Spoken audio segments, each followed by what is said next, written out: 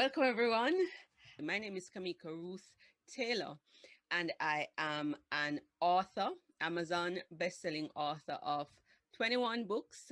I work with aspiring authors and published authors in the Caribbean and the diaspora to both write, publish, and leverage their books to advance their cause, their mission, and to create sustainable income. So let's go.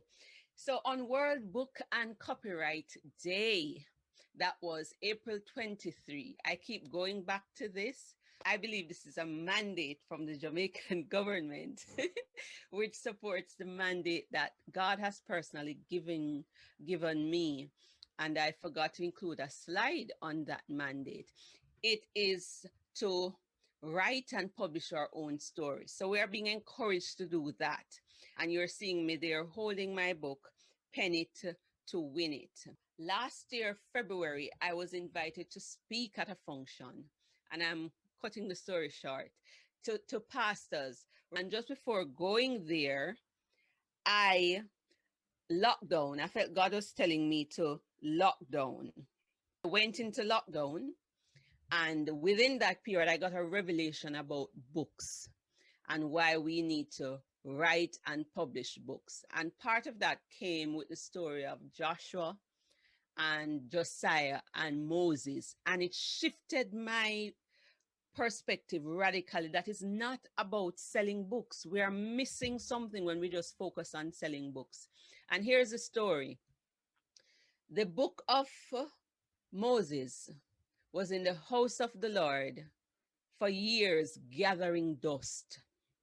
In fact, the scripture says the book was lost in the house of God. So they picked it up and dusted it off. And Josiah was a young king, leading at a very difficult time in the nation.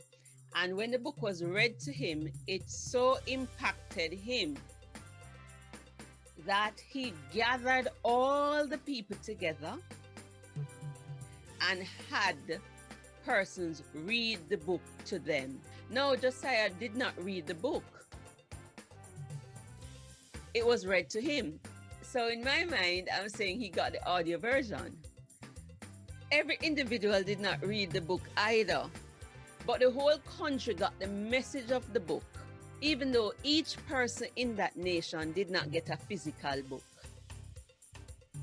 And that triggered something. You see, a book is a platform, it opens doors. The book got him an audience, or he created an audience for the whole nation to hear what God had to say. But this book was a book that was written like 300 years before. So a book written 300 years, 3 centuries back, was now impacting another generation and transforming lives long after the author died. And it wasn't that they were selling the books either. They're getting the message to the masses. So a book, when you write a book, it gives you authority, it gives you credibility and trust, and it's a platform to get your message to the masses. So mandate came from Isaiah 12. It's also repeated in 1 Chronicles 16:24, which is publish God's glory among the nations, tell the world the amazing things that God has done, because by hearing many will come to know him. But it's not just there. It's not just about preserving Christian heritage. It's also about preserving our nation's heritage. It's about preserving your family's heritage. It's also about leadership development. Because this book that Moses read is the book that Joshua used. God said to Joshua, read this book, study it, live it, and then you will be prosperous and successful. So the question is, what if Moses had not written that book and left something for Joshua to utilize? What if Moses had just kept his experiences to himself and the revelations from God? Then Josiah would not have had something to leverage to bring reformation and transformation to his nation. Does that make sense? There's a third story I want to share. Again, it comes from the Bible because my thing is book-based and the foundational book is the Bible. When the children of Israel returned to their nation after 70 years in exile, they were resettling.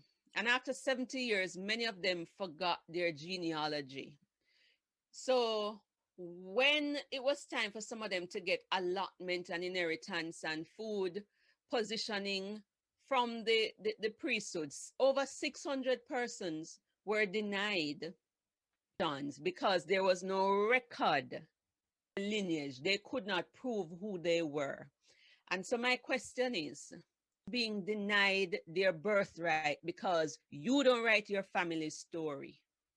Who is not leading well because you don't write story of being a leader and that kind of thing? In Habakkuk 2, it says, write the vision, make it plain, write it in a plain way so that those who read it can run with an accurate message. So, who is not doing well because you did not leave a record? Whose breakthrough are you holding up because you don't write? Writing matters, recording matters, not just from a Christian perspective so that we can lead people to Christ, but recording your nation's history, that matters. But all of that pointed out to me the importance of writing to preserve our national heritage, writing to preserve our birthright, writing to help the next generation and generations after to win at life. So when our Minister of Gender, Entertainment, Sport, Culture, the Honorable Olivia Babsy Grange, is encouraging us to write and publish our stories. It really matters because a nation's history can be lost. People can lose their birthright or come into their inheritance or get their breakthrough because there is a record. And so we need to write our stories of overcoming things, our family history, record things, put it down, business ideas, different things. When Solomon was supposed to build the temple, and it sounds like I'm preaching here, but I'm giving various examples. If one person catches the vision, it will be okay. Josiah was one person to whom the book was read, and he changed an entire nation. I only need one person or a couple persons to catch this vision. So when David was dying, before he died, he wrote down the plans to build the temple. And this was one of the world's wonders at that time. The temple was made of pure gold.